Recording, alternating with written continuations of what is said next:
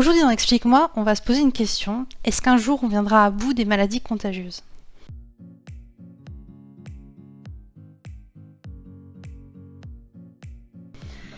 Alors la réponse est clairement non. On est environné de germes, de micro-organismes dont certains sont pathogènes.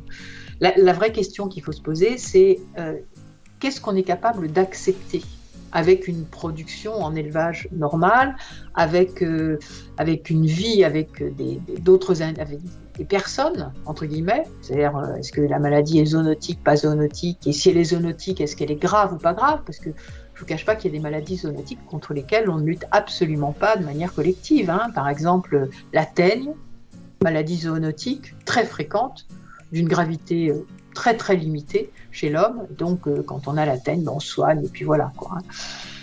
Pour d'autres maladies, il faut se poser toujours deux questions. Est-ce que ça vaut le coup est-ce que la maladie est très contagieuse ou pas? Si elle est très contagieuse et grave, il faut absolument décider d'éradiquer cette maladie. Et le seul moyen d'éradiquer une maladie d'un territoire donné, c'est d'avoir une lutte collective, organisée et très respectueuse des règles qui sont quelquefois très dures. Ces règles peuvent être très difficiles. Par exemple, dans certaines maladies, on va devoir non seulement abattre les animaux des troupeaux infectés, mais des fois on fait un abattage préventif autour. C'est ce qui est en train de se passer, par exemple, pour l'influenza aviaire dans le sud-ouest actuellement. On abat des élevages qui ne sont pas infectés autour des élevages infectés pour essayer de protéger les autres élevages, ceux qui sont le plus loin, pour éviter que l'agent pathogène ne se diffuse encore plus.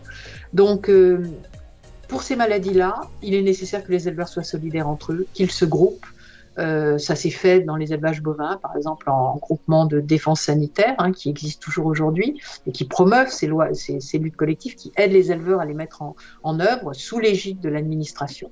Donc ça, il faut absolument aller vers continuer à lutter de cette manière-là contre ces maladies-là. Et puis il y a d'autres maladies qui sont moins graves, qui sont non transmissibles à l'homme ou qui sont transmissibles à l'homme, mais soit rarement, soit n'étant pas graves du tout.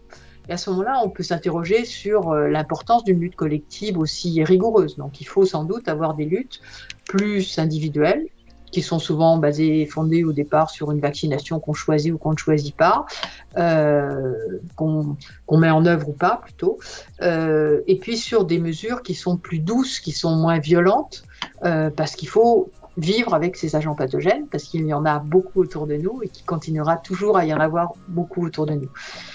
Et le troisième point que je voudrais dire aussi, c'est qu'il faut se préparer aussi à des luttes difficiles, parce qu'on est de plus en plus nombreux sur la planète. Il y a de plus en plus d'animaux domestiques, légitimement pour nourrir les populations humaines.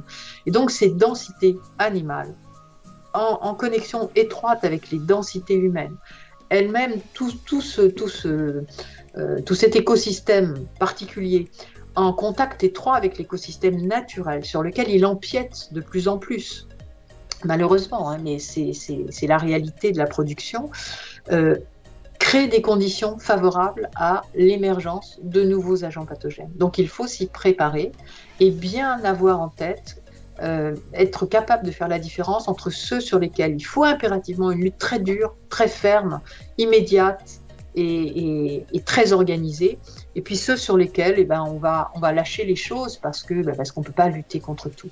Donc oui, dans l'avenir, il y aura encore des maladies infectieuses. Elles ne seront pas toutes graves, et celles qui sont graves, il faut se préparer à lutter collectivement contre elles. Merci beaucoup.